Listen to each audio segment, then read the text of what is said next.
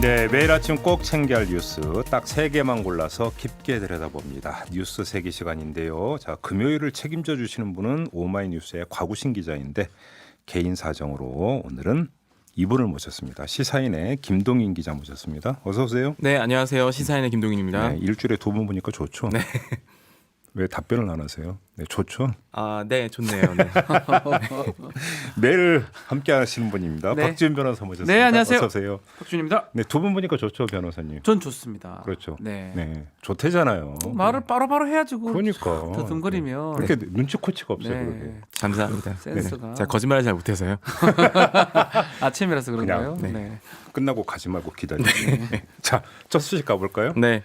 중앙선거관리위원회가 어제 안철수 신당이라는 당명을 사용할 수 없다는 유권 해석을 내놓았습니다. 네. 현역 정치인 이름을 당명에 넣은 것은 정당 지배 질서의 비민주성을 유발할 수 있다라는 이유인데요. 네. 이에 대해서 선관위의 유권 해석을 의뢰한 안철수 신당 창당 추진기획단 측은 정치적 판단이 아닌지 의심스럽다라면서도 이 새로운 당명을 선정하겠다 이렇게 밝혔고요. 어제 중선관위 회의가 조금 여러 가지 논의들이 있었어요. 네. 조금 추가적인 좀 중요한 두 가지가 또 이제 비례대표 후보자가 민주적인 절차를 따라 추천되었는지 엄격하게 심사하겠다. 네. 이 부분은 아무래도 미래한국당을 좀 겨냥한 것으로 보이고요. 네. 또 서울시 교육청이 추진한 모의선거 교육과 관련해서 예. 모든 초중고교생의 모의투표를 금지하겠다. 이 부분도 얘기를 꺼냈죠. 근데 오늘 한번 그 이 자리에서는 안철수 신당 이름 못 쓴다. 네. 이 결정으로 좀 한번 그 초점을 맞춰가지고 네. 한번 좀 네, 얘기를 그렇죠. 좀 해보죠. 일단 그 선관의 이런 결정 두 분은 어떻게 평가를 하세요? 친박 연대가 예전에 허가가 됐었잖아요. 네. 그래서 저는 좀 고민을 할 걸로 생각이 들었는데 네. 원칙적으로 돌아간 것 같아요. 정당의 활동은 민주적이어야 한다라는 게 헌법과 법률의 기본적인 원칙이에요. 이 개인 이름을 걸고 이게 독재 뭐 이런 것도 아니고 독재라는 게 아니지만 네. 그 자체가 정당이 아니죠. 그러면 선관의 표현 중에 권위주의적 뭐 이런 표현이 그렇죠. 있다고 하더라고요. 네. 그래서 이름이 왜 거는지 우리는 이해는 하지만 그 이름이 주는 뭐 권위주의적 냄새라든지 또 미리 또 선거운동이 돼버려요. 처음부터 그런 것들이 있었는데 그래서 그래도 저는 친박연대를 허가한 적이 있기 때문에 쉽게 이렇게 불허하기는 어렵다 생각했는데 어허. 원칙적인 유권 해석을 내려서 예. 저는 좀 이게 맞다는 생각이 듭니다. 김동기 기자는 어떻게 이름을 생각하세요? 왜 거는지 안다라고 하셨는데 사실 그게 제일 중요한 부분인 게요. 한마디로 네이밍 마케팅을 할 수밖에 없는 상황이 그렇죠. 지금 좀 절박한 상황이긴 맞습니다. 네. 그래서 이게 현재 당명이 여러 가지도 좀 논의가 되고는 있는데 지금 얼마 전에 있었던 이제 몇몇 보도에 따르면 얼마 전에 있었던 토론회에서는 이 새정치 국민 행동이 좀 언급되긴 했어요. 그래서 새로운 당명에 대해서 분명히 뭐 차선책을 고민하지 않았을 리는 없고요. 다만 이제 이런 게 있죠. 지금 그동안 내세웠던 구호라는 것들이 지금 여러 가지가 존재하는데 새 정치가 있고 미래가 있고 그런데 이제 이 모든 것들 아우르는 어떤 핵심 메시지, 특히 당명이라는 건 메시지의 중심이기 때문에 네. 핵심 메시지를 정리하지 못한다라는 것은 조금 정치적으로 아무래도 좀 불리한 요건에 있지 않냐. 이 부분은 좀 짚고 넘어가야 될 것 같습니다. 그러니까 일전에 저도 잠깐 그 말씀을 드린 바가 만약에 안철수 신당이라고 하는 이름 세 글자가 들어간 당명이 나타난다면 네. 세계 정당세 아마 기록이 될 안 것이다. 되죠. 이런 말씀을 드린 바가 있는데요. 이제 그런 일은 없어졌습니다. 그거는 사실은 어째 보면 네. 창피할 수 있는 일이에요. 그러니까요. 어떤 이름을 걸고 당을 만드는 게 당 자체가 한 명을 있는 게 당이 아니거든요. 네. 여러 사람들이 모여서 정치 활동 같이 하는 거잖아요. 그렇죠. 이름 아래 모인다는 것 자체가 말이 안 되죠. 네, 사실은. 아무튼 그래서 이제 그 점은 그렇게 가름을 하도록 하고, 근데 좀 약간 모호한 부분이 안철수 신당이라고 이렇게 이름 석자를 내걸고 만약에 이제 그 선거에 임했다면 그 결과가 어땠을지 사실은 좀 궁금한 부분이 있어요. 저는 효과가 크다고 봅니다. 아 그렇게 보세요? 어떤 점에서? 저는 그 효과라는 게 지금 네. 뭐 메서드 아니, 이렇게 얘기하지는 할 수는 없지만 예, 그냥 지금 뭐 새정치, 뭐 미래 이런 것 새로 넣어서 이제 갈 거란 말이에요. 예, 뭐 급진 간다면 예. 그때하고 안철수라는 이름이 들어간 거하고 아 그렇게만 두 개를 예, 비교하면. 비교했을 때 비례 차이가 좀 꽤 날 거라고 생각이 들거든요. 그럼 아직도 이름 안철수 전 대표의 파괴력이 있다고 보시는 겁니까? 뭐 파괴력까지는 아니라도 비례에서 어느 정도 그 저 의석은 제 수는 말을 못 하겠습니다. 예. 국민의당 그 정도는 아니겠지만 예. 그냥 들어가면요 군수 정당에 묻혀서 한 표도 못 얻습니다. 저는 그래 보거든요. 근데 안철수라는 이름을 넣으면 번호가 저 뒤에 가 있어도 네. 그래도 그걸 보고 찍을 사람이 생긴다. 음. 그 차이가 있을 거라고 김동인 봅니다. 기자는 어떻게 보세요? 당이 많다라는 전제는 맞는 말씀인 것 같고요. 네. 그러니까 지금 현재 지금 뭐 통합을 할 것으로 예상되는 정당들도 있겠지만 통합이 되지 않는다고 했을 때 사실 의석수가 있는 정당들도 꽤 됩니다. 그래서 아마 원내 정당이 지금 10개가 10개 넘어요. 예, 그렇죠. 그리고 사실상 그 안철수 신당에 많은 힘을 실어줄 분들은 지금 현재 비례대표이기 때문에 네. 이 당정 문제도 좀 걸려 있고요. 그래서 지금 이럴 경우에는 번호가 당연히 뒤로 밀릴 수밖에 없고 그럴 경우에는 네이밍에 신경을 지금 그렇죠. 쓰게 되는 그리고 지금 이게 어떻게 보면 지역구 선거를 노린다기보다는 비례대 선거를 조금 더 노리는 수일 수 있는데요. 지금 말씀하신 것 같은 혼선이라는 것은 조금 피하기 어려운 것 같고요. 네. 그래요. 뭐 파괴력이 있다는 게 아니고요. 영석에서 몇 석 더 반 이런 의미입니다. 저는. 아, 뭐 갑자기 아니 수정한 게 아니고 한두 석이라도 더 얻는 방식이 좋잖아요. 당 그렇죠. 당연히 입장에서는. 아니 그런 선거인만 의미지. 정당 뭐 안철수 신당이 됐다 갑자기 뭐 10석, 20석 되고 이러지는 않을 거라는 거죠. 그럼 마지막으로 그래서 지금 그 차선의 대안으로 검토되고 있는 게 새정치 국민행동? 네, 새정치 국민 행동. 그게 자, 새정치라는 새정치 거거든요. 새정치 국민 운동이네요. 그러면 새정치 이퀄 국민운동. 안철수 이렇게 인식이 될까요? 유권자에게? 그것도 아니거든요. 아니라고? 그런 비슷한 내용들이 많아요. 세자 들어가는 게 더 많거든요. 그런 거요? 새로운 뭐 많기 때문에. 새로운 보상도 있구나. 네, 예. 제가 봤을 때는요. 예. 안철수 이름 빼버리면 어렵습니다. 그렇게 인지가 보시고. 안 됩니다. 워낙 이제 당이 난립을 하고 있기 예, 때문에 이제 이제 그 전혀 점을 안 됩니다. 말씀하시는 거죠? 예. 알겠습니다. 그래서 고육지책으로 이렇게 한 거거든요. 유권해서까지 의뢰를 한 것도. 근데 갑자기 또 쓸데없는 생각이 하나 들었는데 아까 친박연대 말씀하셔가지고 네. 그러면 안철수에서 이름을 빼고 성만 넣으면 어떻게 됩니까? 그렇게 신청을 하면 그래서 저는 그렇게 하지 않을까. 안 되면.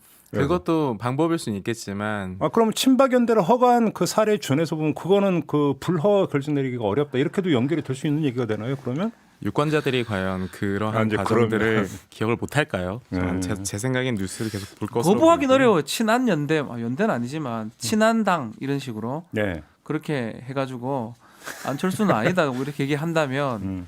거부하기는 어렵지만 네. 지금 우리 기자님 말씀처럼 음. 유권자들 인식이 뭐 친박은 딱 인식이 되지만 네. 안만 들어갔을 때는 인식이 철수가 들어가야 되거든요. 네. 뭐 쓸데없는 질문이었네요. 뭐 근데 안할 이제 그래크는 안 할 것 같습니다. 이게 좀 정리가 빨리 돼야 되는 게 현재 지금 돈 문제에 걸려 있어요. 경상보조금이랑 이제 선거지원금 이것도 지금 빨리 정리가 돼야 되기 때문에 그렇죠. 아무래도 2월달 한 달 동안은 계속 이런 그 정치 뉴스가 좀 계속 이어질 것 같습니다. 아무튼 뭐 그 제 기억 다 끌어모아서 보더라도 이번 선거는 참으로 그러니까 여러 가지 어떤 희한한 장면이 연출되고 있는 선거다. 이렇게 좀 중간 정리를 해도 될 것 같아요. 저도요. 저도요. 네. 알겠습니다. 자, 두 번째 뉴스로 넘어가 볼까요? 네. 청와대가 강민석 중앙일보 부국장을 신임 대변인으로 임명했습니다. 네. 현직 기자의 청와대 행위 반복되고 있어서 논란이 일고 있는데요. 강 신임 대변인은 2월 2일에 중앙일보에 사표를 냈다고 해요. 네. 잉크가 마르기도 전에 이 권력이 지금 거리로 간 것 아니냐 이런 비판이 나오고 있는데 네. 비슷한 사례들이 좀 있었죠. 지난해 1월에도 MBC에서 퇴사한 윤도한 청와대 국민소통수석 그리고 네. 한겨레 신문을 퇴사한 여현호 국정홍보비서관이 예. 임명됐을 때에도 예. 비슷한 논란이 일었고요. 예. 그때와 마찬가지로 이번에 중앙일보 JTBC 노동조합에서 성명을 내서 음. 청와대가 언론과 권력의 건강한 긴장 관계를 해쳤다는 음. 비판으로부터 자유롭지 못하다는 걸 분명하게 밝힌다 이렇게 자, 얘기했습니다. 이 뉴스대에서는 우리 김동인 기자에게 발언권을 많이 네, 드려야 될 저는 것 뭐, 같아요. 예. 현직 기자로서 어떻게 보세요? 솔직히. 그 궁금해요. 아. 선배가 그래 갔다 이렇게 했을 때. 네. 뭐 저희 회사 선배는 아니지만 근데 언론인들이 그러니까 이 부분이 있어요. 가치들이 여러 가지가 있는데 뭐 직업 선택의 자유 아니냐. 그리고 또 다른 한편으로는 사실 아무리 그래도 그렇지 좀 그 퇴사하고 다른 일을 하다가 가는 건 모르겠는데 곧바로 사표를 내고 가는 건 좀 아니지 않냐. 네. 이런 그 의견들이 있는데 네. 저도 뭐 후자로 생각을 하고 있고요. 예. 그리고 사실 그 언론인으로서 나이 들고 또 그 정년에 가까울 때까지 언론인으로서 자기 생각을 계속 표현하는 선배들이 매우 귀한 것도 이 업계의 현실이긴 합니다. 그리고 그분들에게 되게 감사하기도 하고요. 예. 그래서 아무래도 그 특히나 이게 어떤 선거에 출마한다거나 혹은 이제 또 다른 스텝을 밟는다 이런 게 아니라 곧바로 이제 청와대에 임명이 된다라는 부분에서는 음. 조금 체감은 좀 많이 다를 것 같습니다. 하나만 더 여쭤볼게요. 네. 그 청와대 행보 지금은 이제 국민소통수석이라고 부르고 있고 그 전에는 이제 홍보수석이라고 부르고 또 그 전에는 공보수석이라고 공보수석. 네. 부르기도 했었는데 네. 그 지금 아마 비율로 따져 보면 언론인 출신이 아마 가장 많을 거예요. 그 자리는 언론인이 가는 경우가 그러니까 많아요. 제가 질문 드리고 싶은 게 그거예요. 왜 그게 언론인이 가장 적합하다고 생각을 할까요? 언론인이 적합하다라고 생각을 하시는 분들 입장에서는 언론의 생리를 잘 알고 그리고 언론이 어떤 질문을 원하는지 또 언론과의 관계라는 게 사실 아무래도 이제 그 자리가 이제 청와대를 출입하는 네. 기자들을 상대하는 게 어떤 주된 임무 가운데 하나가 되다 보니까 그래서 이제 보통 이제 정치적 용어로는 이제 스킨십이라고 하는데 네. 그 기자들과의 관계라든지 이런 부분을 고려해서 언론인들을 많이 발탁하는 것도 사실이고 사실 그거는 이제 기업의 홍보팀들도 마찬가지입니다. 예, 그런 면들 때문에 언론 관리라는 용어를 저는 별로 좋아하지는 않지만 언론에 대응하는 어떤 부서 내지는 핵심 관계자들을 언론인 출신으로 많이 영입하는 것도 현재로서는 사실이긴 하죠. 그러니까 우리 변호사님은 어떻게 보세요? 저는 사실은 뭐 크게 의견은 없습니다. 직업 선택의 자유 일종이라고 보는데 다만 이게 반복이 된다면 네. 이거 무슨 신문사나 어디에 있으면 잘하면 아니면 잘한다고 표현이 좀 맞는지 모르겠습니다. 정부의 뭐 대변인 아니면 청와대 뭐가 될 수 있다. 이게 반복이 되면 언론인으로서 그 역할을 제대로 할 수 있을지는 사실 의문이에요. 그러니까요. 이게 관행이 된다면 네. 그래서 그런 부분이 관행이 되는 것 같아요. 아니, 관행이 되면이 아니라 뭐 세 이미 명이 그래 됐으니까 관행으로 비슷하니까. 아니 그리고 이번 정부만 아니라 그 이전 정부에서 계속 그랬다니까. 계속 이제 네. 반복적으로 나타나고 있는 박근혜 정부 현상이거든요. 당시에도 민경욱 대변인이 있었고요. 네. MBC 출신 정현국 대변인이 맞습니다. 임명됐을 때도 민주당이 비판 논평을 낸 바가 있습니다. 그러니까요. 이제 여기서 이제 그 일전에 얼마 전에 그 현직 판사가 법복을 벗자마자 바로 여의도로 달려가는 거에 대해서 출마하는 거에 이거에 대해서 이야기를 하면서 이제 언론인이 바로 저희 그대로 얘기했어요. 예, 정계로 가는 거에 대해서 이제 그 빗대 가지고 저는 이야기한 바가 있기 때문에 이거는 최소한의 냉각기라도 갖고 가는 것이 그러니까 그게 좀 맞는 게 아니냐. 또 출마하는 건 달라요. 이건 임명 받는 거고요. 그러니까요. 출마하는 거는 뭐 좀 달리 좀 볼 수도 있는 여지가 있는데 그런데 이제 그런 점에서 오히려 이것이 거의 이제 무시되고 있고 무너지고 있다라고 하는 현상들은 좀 우려할 만한 현상이다. 이렇게도 좀 볼 수는 있을 것 네, 같습니다. 존중은 해야 되겠지만 네. 그런 부분은 얘기는 저희가 할 수가 있겠죠. 그러게요. 자, 마지막 뉴스로 넘어가죠. 네, 신종 코로나 바이러스 감염증 1번 확진자가 완치되어서 격리 해제됐습니다. 네. 인천의료원에 격리된 지 18일 만인데요. 1번 확진자는 자신의 생명을 구해준 의료진이 영웅이라면서 감사 편지를 남기기도 했죠. 네. 중국 우한 출신인데 우한으로 돌아가고 싶다라는 뜻을 밝히기도 했습니다. 음. 그러나 이제 이 환자에 대해서 어제 하루 이제 온라인상에서 혐오성 악플이 좀 쏟아지기도 했습니다. 네. 때마침 23번 확진자 이분이 중국인 관광객인데 이 소재 파악이 안 되다가 2월 5일에 이제 검사가 가능했거든요. 네. 이 23번 확진자의 동선도 좀 시끌시끌했거든요. 음흠. 특히 우한 출신의 한국에 들어와서 확진이 된 사람이라는 점에서는 1번과 그리고 23번 확진자 이 둘을 꼽을 수가 있어요. 네. 이 환자와 함께 머물던 다른 중국인 일행 7명 전원은 검사 결과 모두 음성이라고 합니다.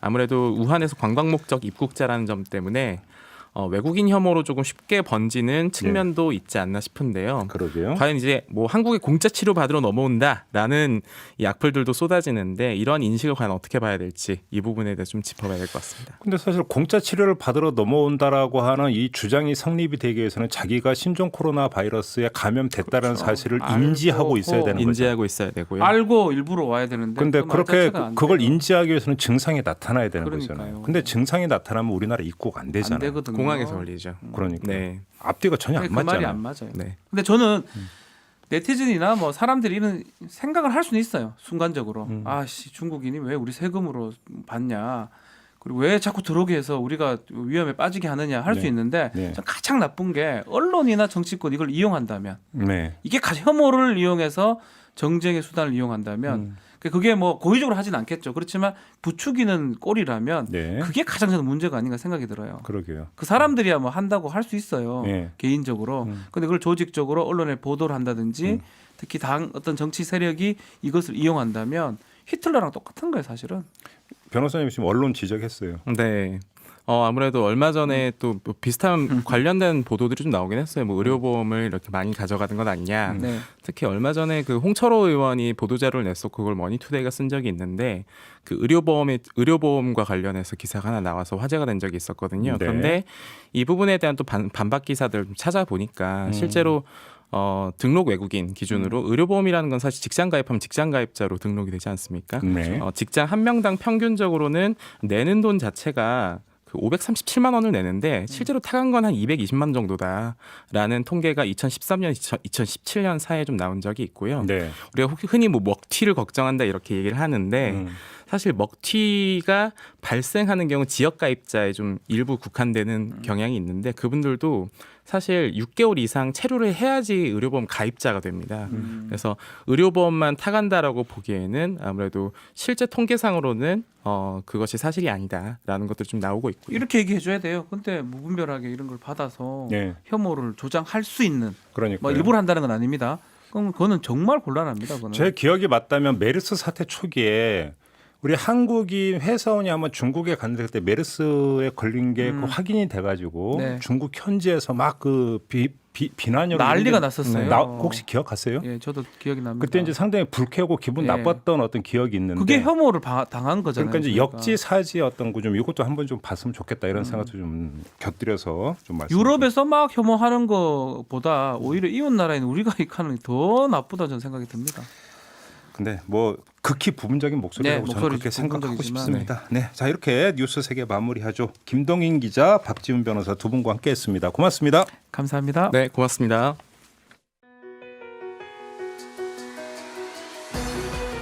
이슈의 핵심을 꿰뚫는 예리한 시선, 믿고 듣는 진품 시사 김종배 시선 집중.